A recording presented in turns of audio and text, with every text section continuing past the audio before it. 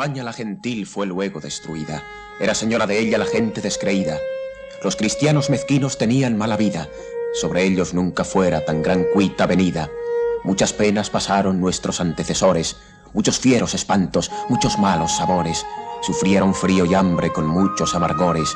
Entonces los placeres de ahora eran dolores. A comienzos del siglo VIII, la monarquía visigoda se hundió estrepitosamente ante el empuje de las armas musulmanas. Los hispanogodos que pudieron salvarse de la catástrofe se hicieron fuertes en los riscos y valles de las montañas cantábricas, escapando así al poder del califato omeya de Damasco. Quedaron las Asturias, un pequeño lugar, los valles y montañas que son junto a la mar. No pudieron los moros por los puertos pasar, por tanto las Asturias se pudieron salvar. Era Castilla Vieja un puerto bien cerrado, más entrada no había que la de un solo paso. Los de Castilla el puerto tuvieron bien guardado, porque de toda España no había otro quedado.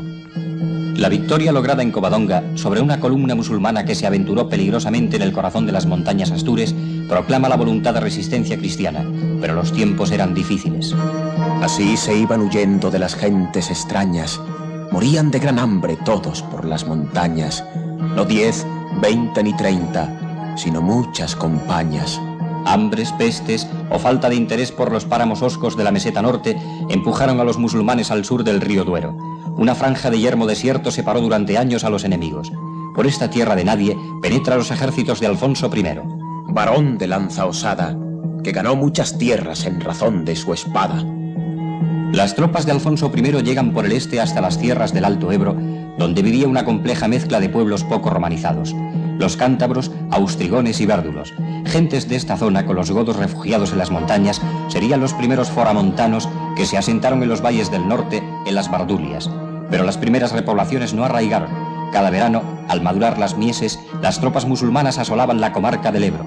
Así nacen los primeros castillos. Castillos impotentes para contener los ataques musulmanes, más frecuentes y temibles desde que Abderramán I logra consolidar su posición en Al-Andalus. Entre los años 767 y 805, Alfonso II y Córdoba luchan a muerte.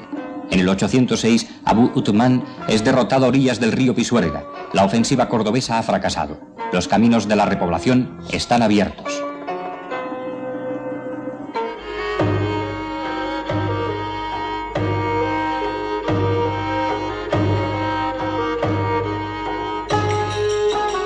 En nombre de Dios, yo, Munio Núñez, y mi mujer Argilo, buscando el paraíso y anhelando recompensa, hacemos población de estas tierras de osos y de caza. Trajimos para poblar a Valero y a Félix, a Cristóbalo y Cerpello con toda su progenie, y les dimos el lugar que se llama Brania o Saria, con sus montes y sus corrientes de aguas, con sus fuentes y sus valles de pan llevar, y todos sus árboles frutales. Los valles de Reynosa, las tierras al sur de la Peña de Orduña y las riberas del Alto Ebro se llenan de vida. En largas caravanas al mando de un conde o un abad, en pequeños grupos, llegan los pobladores a las tierras en erial de la frontera. Buscan pastos para sus ganados, tierras donde sembrar, horizontes abiertos donde los días pasados se volvieran recuerdos. Las malas cuitas quedan a la espalda y ante los nuevos pobladores se extienden unas tierras a ganar con la espada y el arado. La tierra es un bien sin dueño y de acuerdo con la tradición romano-visigoda pertenece a la corona. Los condes repartieron tierras a los colonos. Después de ondear un estandarte y sonar un cuerno, la presura quedaba realizada. También poblaron los abades y los simples particulares. Esta forma de presura por ingenuos u hombres libres daría un carácter fundamentalmente democrático a la Castilla naciente. Fueron nuestros abuelos mucho tiempo afrentados, pues los tenían los moros muy fuerte arrinconados. Eran en poca tierra pocos hombres juntados. Por el hambre y la guerra eran muy azotados. La amenaza musulmana pesa cada día sobre los repobladores y forma parte de su incierto vivir cotidiano. Sobre las colinas levantan los primeros castillos y la región toma un perfil característico. Los musulmanes la llaman Al-Qila, los castillos, y ya en el 800, en una carta del abad Vitulo, aparece el nombre de Castilla, tierra de castillos. La corte asturiana está cada vez más lejos de estos hombres de frontera y después de la muerte de Alfonso II, de allí solo llegan noticias de caos y desconcierto. Viendo los castellanos las cosas así estar y que no se avenían para otro rey buscar, dos hombres de valía por alcaldes alzaron. El uno fue don Nuño, hombre de gran valor, el otro don Laíno, el buen guerreador. Es difícil separar la verdad de la leyenda. El nombre de los jueces no está documentado hasta siglos más tarde. Sin embargo, su nombramiento se asienta en una realidad, el nuevo giro que toma el derecho en estas tierras de frontera. Se dice que los castellanos quemaron ejemplares del fuero juzgo ante las puertas de Santa Gadea, pues en Castilla las leyes las harán los jueces al juzgar creando normas llamadas fazañas que serán guardadas en la memoria del pueblo y aplicadas en casos análogos. Era un derecho para hombres en peligro, sin tiempo para mirar atrás, libres y violentos. A mediados del siglo IX aparece, real o legendario, el conde Rodrigo.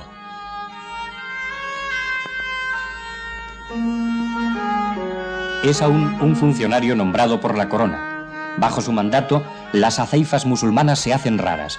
En esta tregua de 20 años, las fronteras avanzan. Era Castilla entonces un pequeño rincón. Era de castellanos Montes de Oca, Mojón, y era de la otra parte, Itero el Hondón. Carazo era de moros en aquella sazón.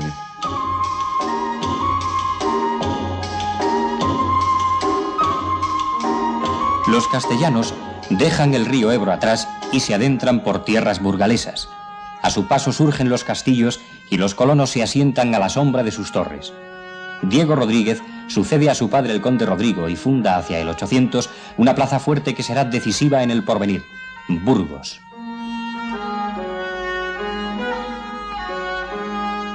El Arlanzón será la nueva frontera.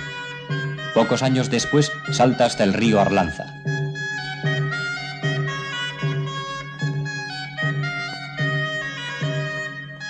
En León reina Alfonso III, que lucha por dominar los pasos del este.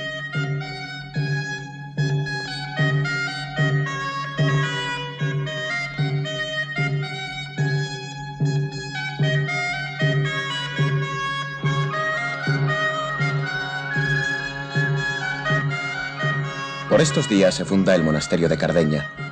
Se repueblan Auca y Ubierna y se consolida la fortaleza de Castrojeriz. El conde Diego murió, si creemos a la crónica najerense, en Cornuta, un 31 de enero del 885. Con él, su familia desaparece de la historia de Castilla. A principios del siglo X, Castilla es un mosaico de pequeños condados. Gonzalo Téllez gobierna en Lantarón. Gonzalo Fernández rige las tierras de Burgos y bajo su mandato se funda San Pedro de Arlanza y San Esteban de Gormaz, a orillas ya del río Duero. Otro conde, Munio Núñez, fortifica la línea del Esgueva y llega hasta Roa.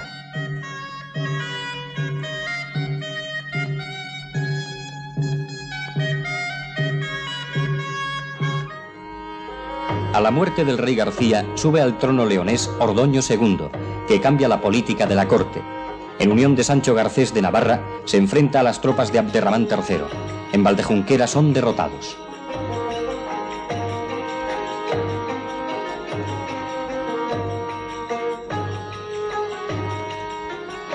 Los condes castellanos se negaron a participar en la batalla. Es tradición que Ordoño II les apresó en Tejar, a orillas del Carrión. Presos o no, los condes castellanos cada vez adquieren mayor autonomía. Hacia el 931 desaparece el conde don Gonzalo. Se llamó don Fernando ese conde primero. Nunca hubo en el mundo otro tal caballero. Este fue de los moros implacable guerrero. Por sus lides decíanle el buitre carnicero. En el año 931 Fernando y su madre Muniadonna delimitan el condado de Lara y fijan las relaciones con sus vasallos. Elegimos este lugar de Lara ya nombrado, con todas sus posesiones y prestaciones, con las entradas y salidas, con los montes y los valles, según los términos que a continuación señalamos. 66 eran las villas que podían disfrutar del fuero de Lara. Todas estas tierras y las villas en ellas comprendidas debían acudir al fuero de Lara y ayudar a su señor de año en año con el servicio de anubda y fonsadera, es decir, de servicio militar y vigilancia de los castillos, con obligación de acudir a la almutara o campo en el que se reunían los guerreros para prepararse al combate. Con el nuevo conde, Castilla nace a la historia. Castilla surge con una fuerza innovadora en todos los órdenes de la vida, frente a un reino leonés que, sintiéndose heredero de la monarquía visigoda, continúa aferrado a su pasado glorioso y guarda con celo sus tradiciones. Castilla se forja en la frontera y un nuevo tipo de hombre nace, que aporta soluciones que anuncian el futuro. La corte de León mira al pasado y sueña con volver a los tiempos que murieron a orillas del Guadalete. El sistema de repoblación por presura ha hecho nacer en Castilla una clase de hombres libres. Las franquicias concedidas a los villanos que pudieran aportar caballos a la lucha contra el Islam abren las puertas de la nobleza al esfuerzo y al valor de todos, además de crear una poderosa caballería. Juntos combaten los magnates y el pueblo. Mientras en León se continúa escribiendo en latín de forma erudita, en Castilla cristaliza una nueva lengua. Se aceptan los sonidos de la J y la Ch, se suprimen las G y las H y se adoptan las formas diptongadas. Los juglares cantan para el pueblo gestas del presente y el pasado. Así brota la lengua, que sería la sangre de un imperio. Fruto de este dramático batallar y resistir de un siglo, fue la exaltación de las fuerzas pasionales, emocionales e instintivas de la persona. El conde Fernán González remata el proceso de crecimiento castellano. Dotado de una gran sagacidad política, jugará hábilmente con la debilidad de los reyes leoneses, unificando los territorios que darán vida a Castilla. El conde don Fernando, con muy poca compañía, contar todo lo que hizo parecería hazaña. Mantuvo siempre guerra con los reyes de España. Hizo grandes batallas a la grey descreída. Fue durante su tiempo mucha sangre vertida.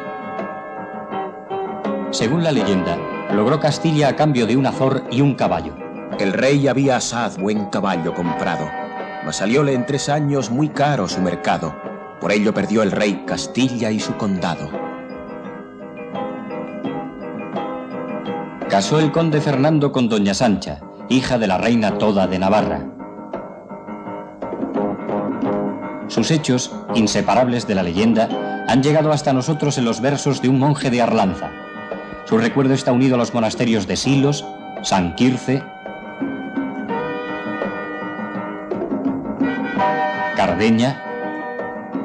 El conde don Fernando, corazón sin flaqueza, señor de enseñamiento, cimiento de nobleza, el que logró ensanchar Castilla una muy gran partida, murió seguramente en el mes de junio del 970. Sus restos reposan en la colegiata de Covarrubias. A Fernán González le sucede su hijo García Fernández, el de las hermosas manos. Fue un conde justiciero y batallador, pero los suyos fueron años difíciles.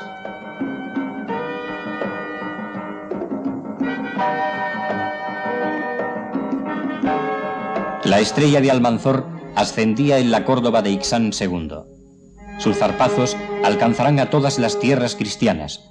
Barcelona, Santiago, León serán saqueadas por sus tropas. Su gran habilidad diplomática y el temor que infunde hace que la traición brote como la mala cizaña en tierras cristianas. Los días del conde García son tiempo de traiciones, están envenenados por la doblez y la intriga.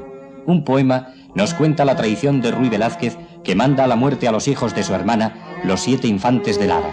Por hermanos me los hube los 7 infantes de Lara. Tú los vendiste, traidor, en el val de la Arabiana. Hasta en el mismo palacio anida la traición, así lo quiere la leyenda de la condesa traidora. Parece cierto que Sancho, hijo del conde García, de acuerdo con su madre, quería pactar con Almanzor. El conde lucha contra todos. En un combate por tierras de Osma, recibe una lanzada. Días después, muere en Córdoba. Su hijo Sancho le sucede. El año 1000 se acerca cargado de augurios apocalípticos. ¿Será el fin de todas las cosas? Sonarán las 7 trompetas. El sol se volverá negro como un saco de pelo de cabra. ¿Saldrán del mar las bestias? No llegó el fin del mundo. Sin embargo, 2 años después Almanzor muere en Medinaceli.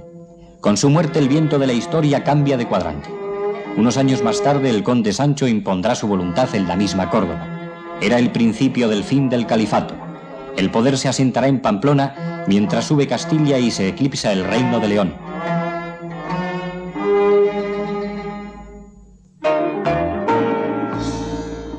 El infante García es un niño cuando muere su padre. El caos se adueña de Castilla en su corto mandato. A los 18 años se traslada a León para concertar matrimonio con doña Sancha, hermana del joven rey Bermudo III. Su cuñado, Sancho el Mayor de Navarra, le acompaña en el viaje. Al conde García, en León, le espera la muerte. En la Puerta del Perdón, quiere la leyenda, fue atravesado por los venablos que los hermanos Vela tenían en sus manos. Don García murió delante de su prometida.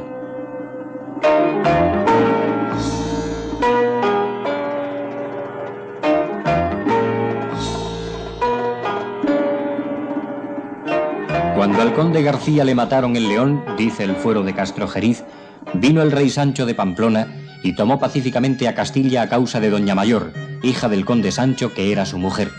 Sancho el Mayor nombró conde de Castilla a Fernando, el segundo de sus hijos, que más tarde sería el primer rey castellano.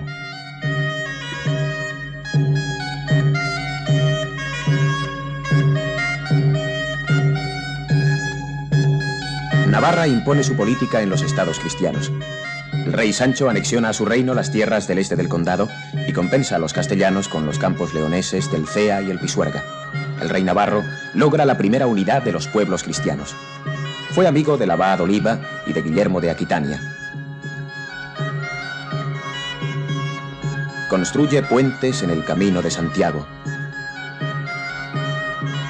Levanta templos románicos y ayuda a los monjes de Cluny. Abre así las ventanas a los vientos renovadores de Europa.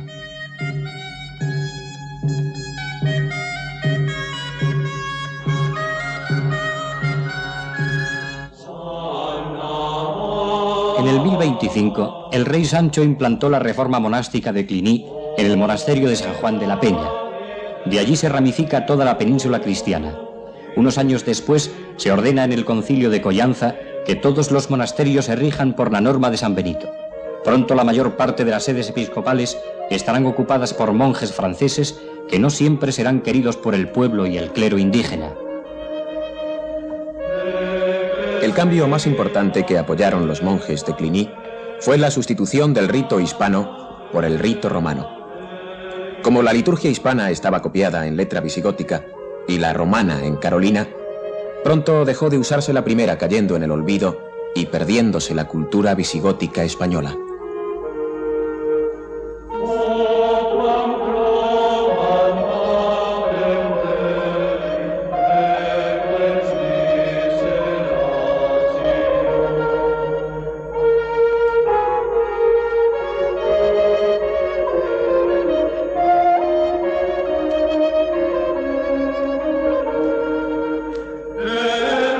La Reforma restauró en todo su vigor la antigua regla benedictina de pobreza, castidad, obediencia, humildad y penitencia. Todos los monasterios reconocen solo la autoridad del abad de Cluny.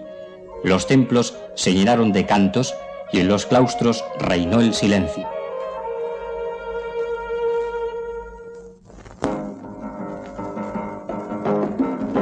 La unidad política lograda por el rey pamplonés se rompe a su muerte. Deja Navarra a García, Castilla a Fernando, Sobrarbe y Ribagorza a Gonzalo y a su hijo natural Ramiro, Aragón. Fernando hereda con la corona el viejo conflicto de las tierras del Cea y el Pisuerga. En las llanuras del Tamarón lucha contra Bermudo III, que pierde la vida en la batalla. Fernando, al estar casado con la hermana del rey muerto, doña Sancha, pasa a ser rey de León. Por primera vez se unen el antiguo condado y el viejo reino. Poco más tarde lucha contra su hermano García, que muere en la batalla de Atapuerca. El reino de Castilla crece en territorio y poder. La España musulmana se desmorona y el califato estalla en minúsculos reinos de taifas. Fernando I toma algunas plazas y avanza hacia el sur, pero más que conquistar lo que hizo es imponer tributos o parias a los reyezuelos moros. El oro acude a raudales a las arcas de la corona. Fernando I acuña las primeras monedas con este oro. Con la nueva riqueza nace tímidamente el comercio. La base de la economía es la agricultura y la ganadería, pero a lo largo del Camino de Santiago florecen los mercados, los tenderos y los artesanos. Una nueva clase aparece, los burgueses o habitantes de las ciudades. Sin embargo, será la ganadería lo que dará un carácter propio durante siglos a la economía castellana.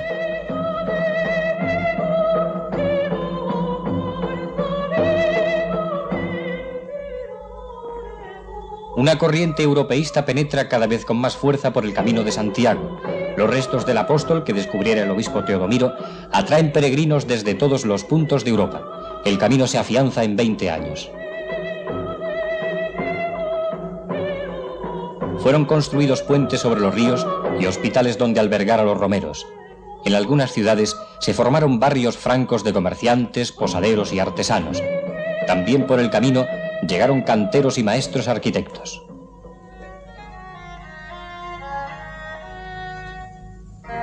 A la orilla del camino se alza San Martín de Fromista, que fue edificado a expensas de doña Sancha, viuda del rey de Navarra.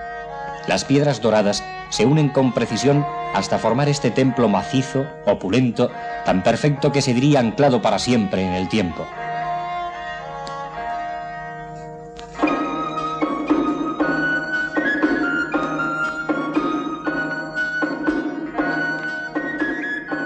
Fernando I mandó edificar San Isidoro de León, donde reposarían los restos del santo sevillano.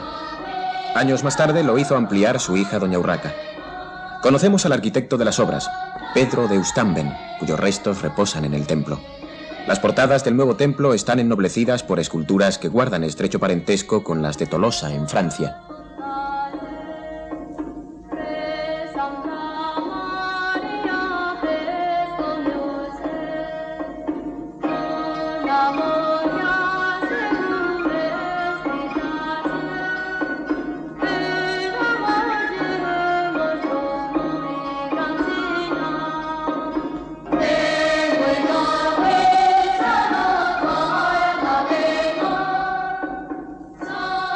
En estos días de riqueza, proliferan las esculturas de marfil en arquetas y crucifijos. Estas tallas serían modelos reducidos de figuras en piedra.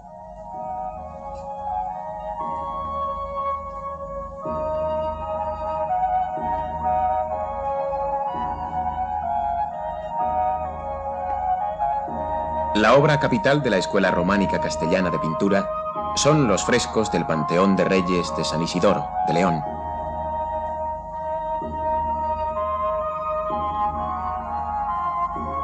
La Santa Cena, la degollación de los inocentes o la anunciación a los pastores permiten al artista medieval fijar en las bóvedas retazos de la vida cotidiana de su tiempo.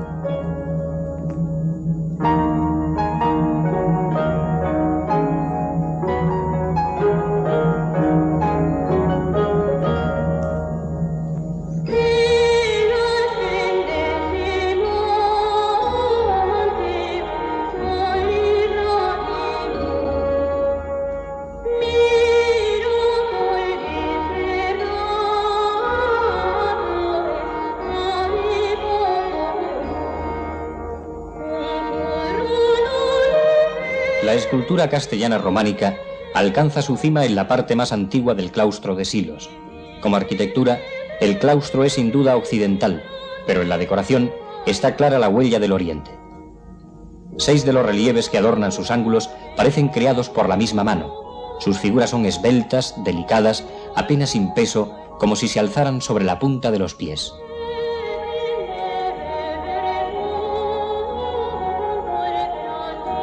La piedra canta en estos relieves de la Anunciación, Pentecostés, el Descendimiento, Emaús y la duda de Santo Tomás.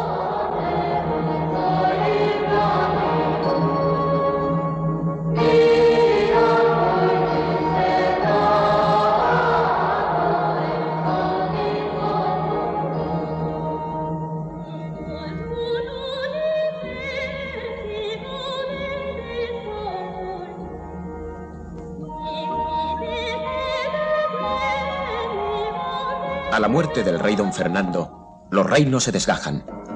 Diste a don Sancho a Castilla, Castilla la bien nombrada, a don Alfonso a León con Asturias y Sanabria. Castilla ya es cabeza de reino y pronto se enciende la guerra entre los hermanos.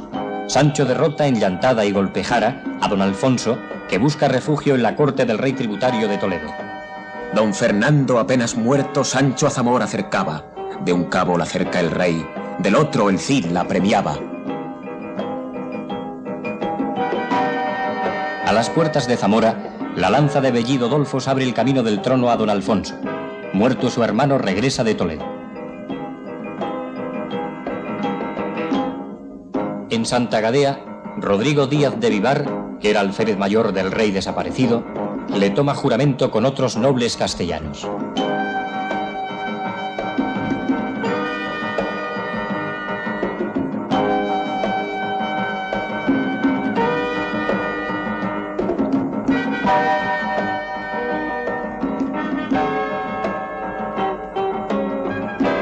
Alfonso VI llevará la frontera hasta las Vegas del Tajo. Será un rey europeísta en el momento que los estados musulmanes se vuelven africanistas y llaman en su auxilio a los almoravides. Las huestes del desierto, con Yusuf a la cabeza, pasan el estrecho, y don Alfonso choca con estas tropas sectarias y aguerridas en Sagrajas. La derrota es dramática. Toledo resiste, pero las nuevas técnicas militares de los invasores triunfan en Consuegra y Uclés.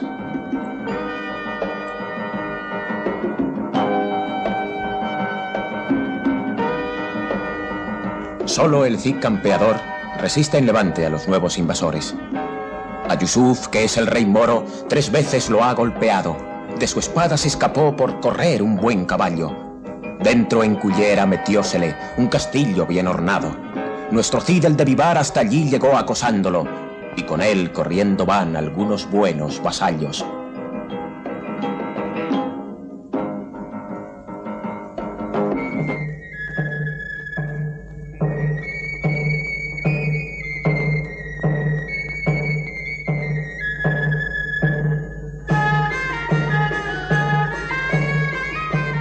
Pero a la muerte del Cid, Valencia se perdió y los avances cristianos cesaron.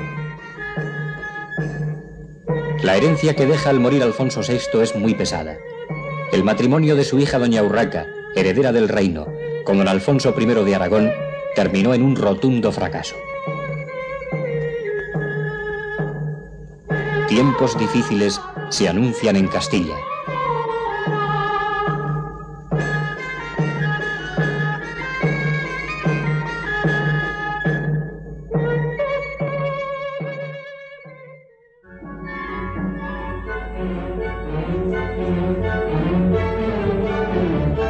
El nombre de Navarra aparece por vez primera en cierta vida de Carlomagno. En ella, al describir los territorios de este rey, ya se habla del Ebro que, nacido en esta región, cruza las llanuras más fértiles de España y se lanza al mar Baleárico bajo los muros de la ciudad de Tortosa.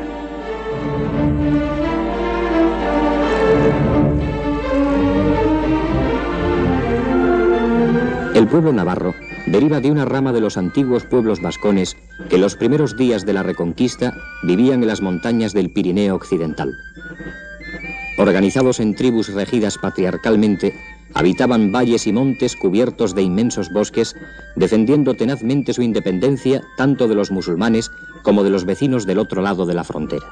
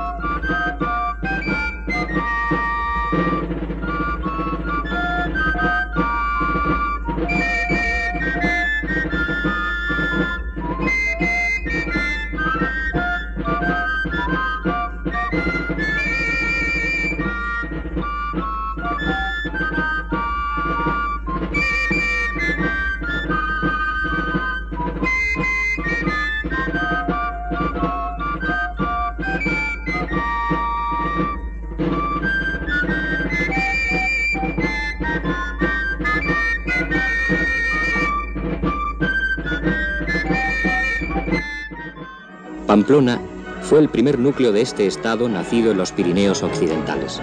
A pesar de hallarse defendida por sus montes y lejos de los caminos por donde los musulmanes hacían sus incursiones, tuvo que sufrir asaltos, saqueos y destrucciones de musulmanes, francos y normandos. Sin embargo, Navarra subsistió y desde principios del siglo IX tenía sus propios reyes que, aliados más tarde con los soberanos de León, bajaron de las montañas de la Rioja Alta y llevaron a cabo la reconquista del país, llegando hasta el Ebro. García Sánchez, hijo de Sancho Garcés I, se anexionó por matrimonio el entonces pequeño reino aragonés, a la sombra del cual había crecido el monasterio de San Juan de la Peña.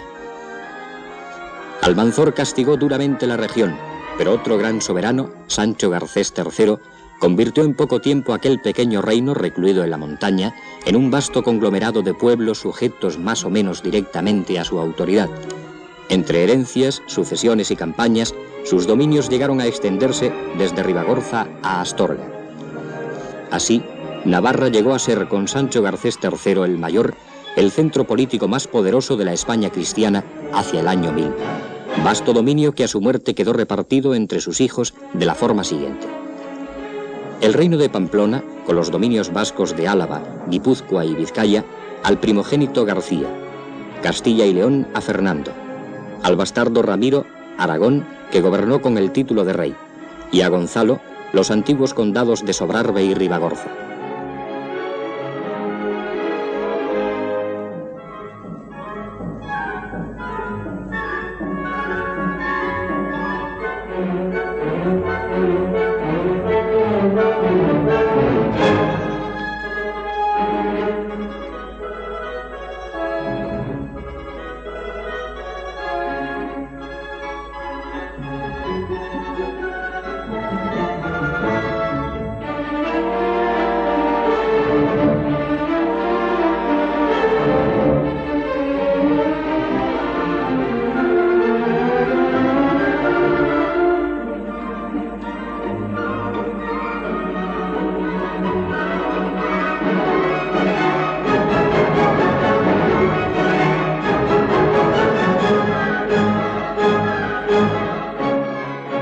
Vueltas a unir más tarde Navarra y Aragón, comienzan sus ataques a los reductos fortificados que impiden el paso de sus rebaños camino del sur desde las estribaciones de los Pirineos.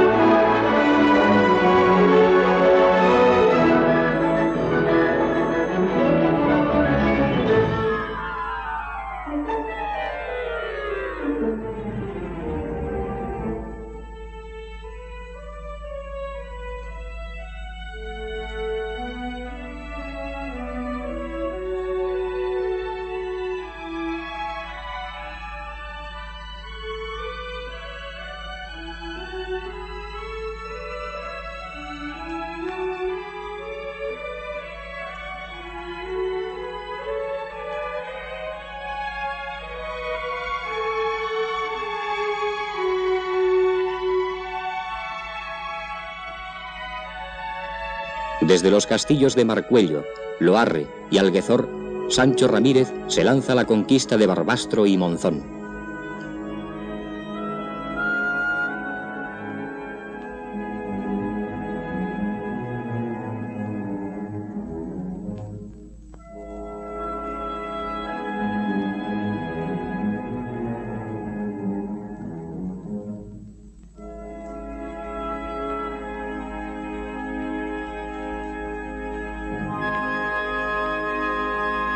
Alfonso I el Batallador toma Zaragoza y con ella domina toda la rica comarca del Ebro y del Valle del Jalón y del Jiloca.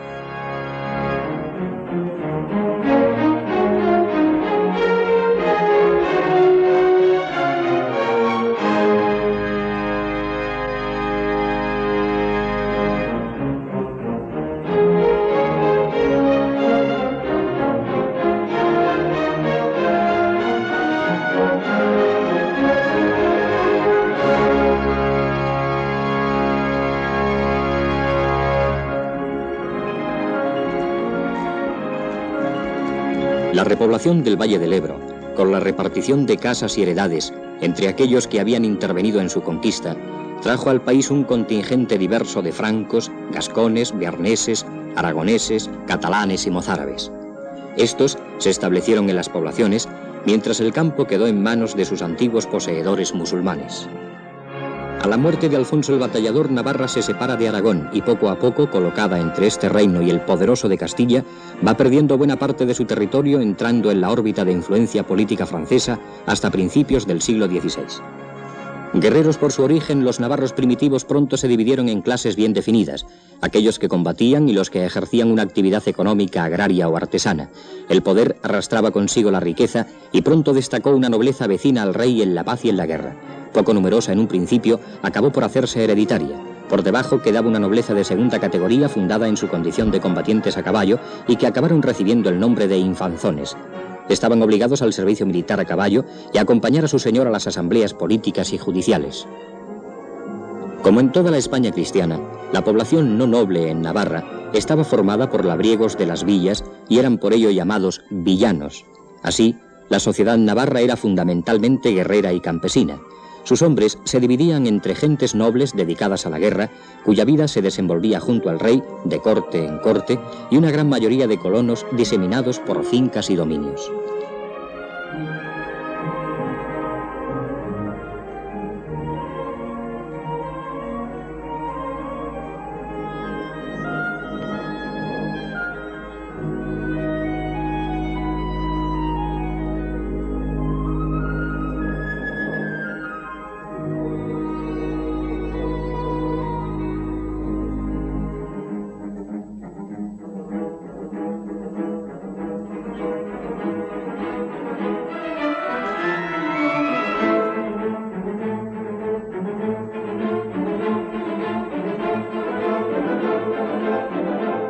La guerra y los servicios militares eran la ocupación de los nobles.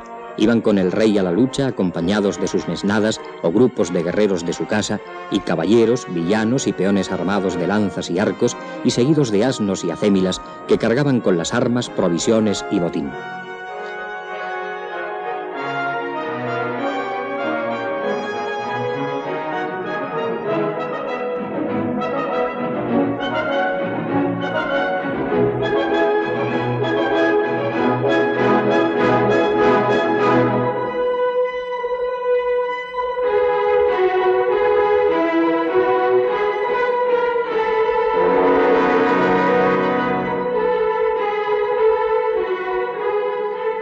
Cuando llegaba la época de las mieses y los musulmanes irrumpían en el territorio, era la hora de salir al combate.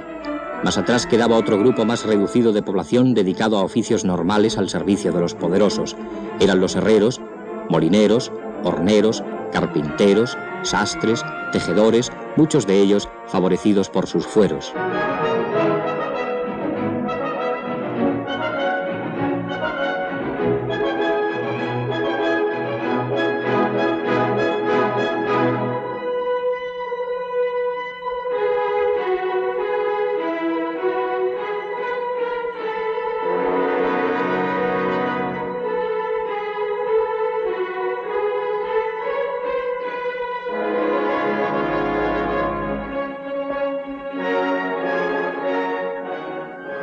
Fuero era toda exención o privilegio, un estado especial del hombre jurídicamente libre que no tenía limitada su libertad por las cargas que le imponía la dependencia de su señor o la tenencia de tierras que no eran de su propiedad. La necesidad de repoblar rápidamente las tierras conquistadas hizo que la concesión de fuero se extendiera con gran rapidez, sobre todo a lo largo del Camino de Santiago, cuya ruta fue trazada de nuevo por Estella y Logroño, convirtiéndose en importante vía comercial con población libre y mercados en lugares estratégicos.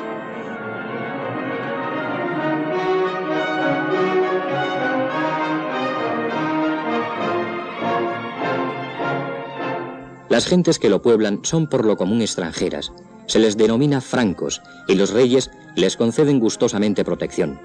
Así brotan los primeros municipios navarros como Jaca, Canfranc, Ainsa, Pamplona, Estella, Logroño, Nájera, Puente la Reina.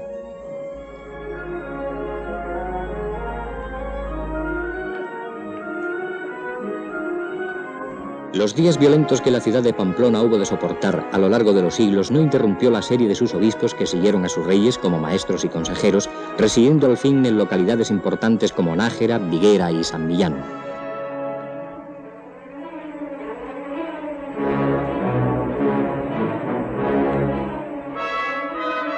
Sancho el Mayor llamó al monasterio de Leire corte y entraña de toda mi tierra, y fue palacio real, curia y parlamento de su reino.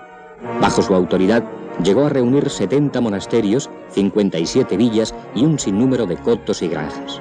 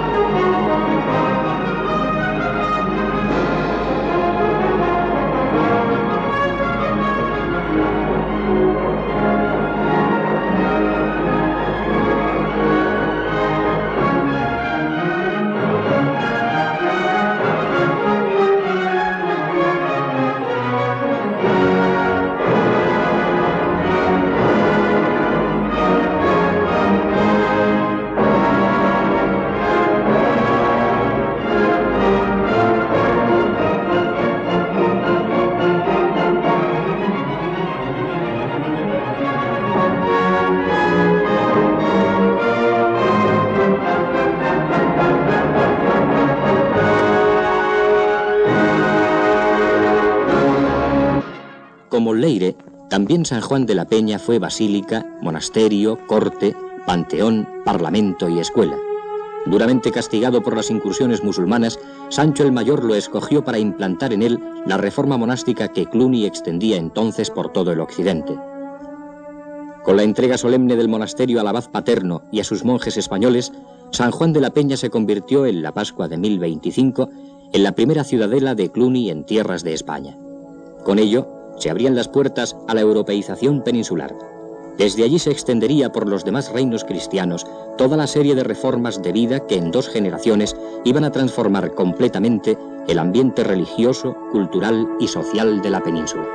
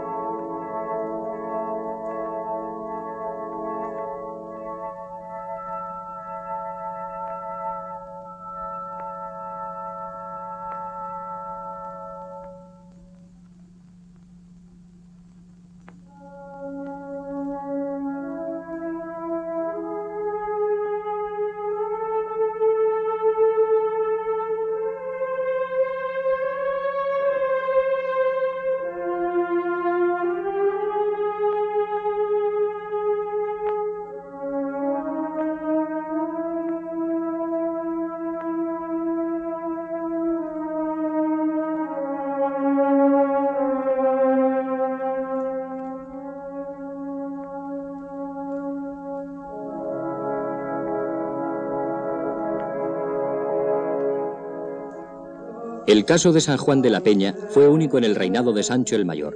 Para los demás monasterios de sus dominios prefirió el tipo de reforma que le inspiró su gran amigo y consejero el obispo Abad Oliva. Tal sucedió en Leire, en Salvador de Oña y en San Millán. Numerosos clérigos aparecen en torno al monarca, gente de más allá de los Pirineos y que traen a los monasterios un nuevo aire de reforma.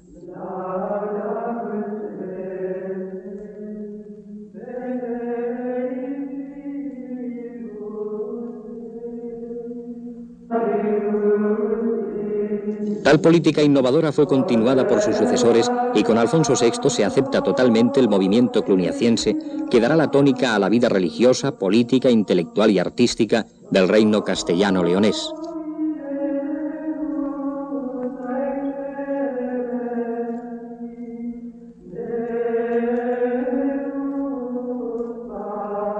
Cuando en 1052 el rey García de Navarra funda la abadía de Santa María la Real de Nájera, inicia las grandes construcciones monacales de Navarra y Aragón en estilo románico. Primero surge la Catedral de Jaca, cuando la villa es capital del reino. Más tarde la Fortaleza de Loarre, Santa Cruz de Seros o la Iglesia de Leire o Santa María la Real de Sangüesa. Así, El arte en Aragón y Navarra culmina ya en el siglo XIII en la decoración de la sala capitular del monasterio de Sigena.